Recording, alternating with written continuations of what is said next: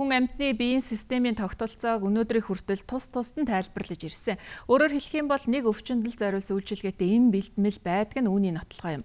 Тэгвэл дэлхийд анх удаа Монгол Улсын эрдэмтэн хүн амьтны биеийн тогтолцоог нэгтгэсэн системийн загварыг олсон байна. Ойлгомжгүй мэт харагдах энэ зураглал бол хүн амьтны биеийн системийн загвар.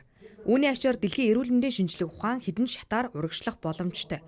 Өөрөөр хэлбэл энэ бол тус тусдаа оршиж байсан эрдэмтдийн тайлбарласныг нэг зохиц болгож уялдааг нь олсон дэлхийд анхны нээлт гэсэн үг юм а.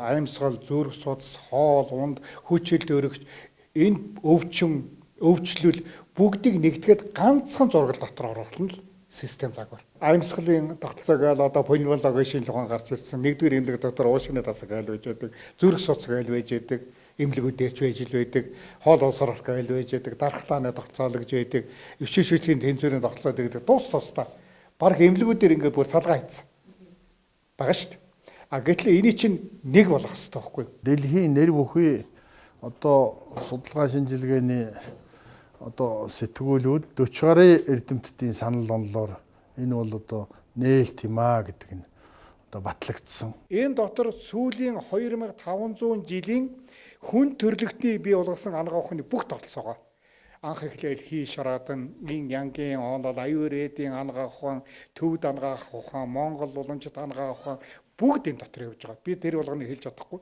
Байна шүү дээ. Энэ чинь 2500 жилийн ангаа ухааны сэтгэлгээний бүх юм энэ дотор явж байгаа. Амбгийн одоо нэрсэн электрон протоны урсгалын 9 дамжлагт битүү хэлхээний онол бол дэлхийд төгөд дэлгэрхэн дамжиггүй. Хизээвэ гэдэг нь бол цаг хугацааны асуудал юм а. Бүхий салбарт яаж ажиллах загварчлал арга зүй байдаг.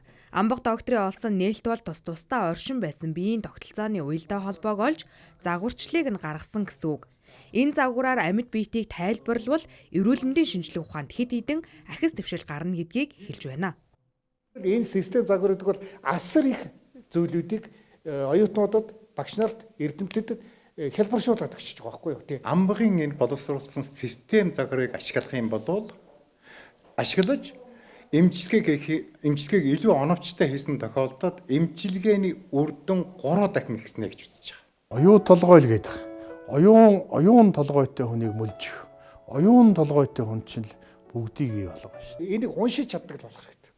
Бүх оюутнууд, манай бүх эмч нар Монголын дэлхийн энийг уншиж чаддаг болно гэдэг нь хэцүү шүү дээ.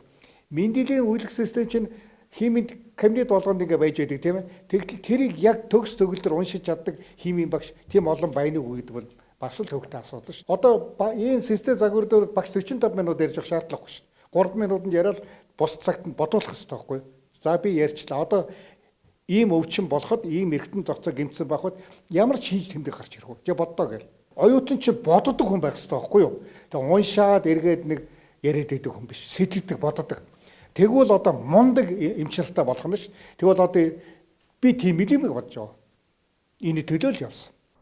Амбаг доктор 1971 оноос буюу оюутан байх үеэсээ шинжилгээ ухааны бүтээл нийтлүүлж 29 наснда шинжилгээ ухааны дид доктор болж байсан цөөн эрдэмтдийн нэг. Түүний хувьд өнөөдрийн хүртэл нийт 73 бот номыг хэвлүүлээд байна.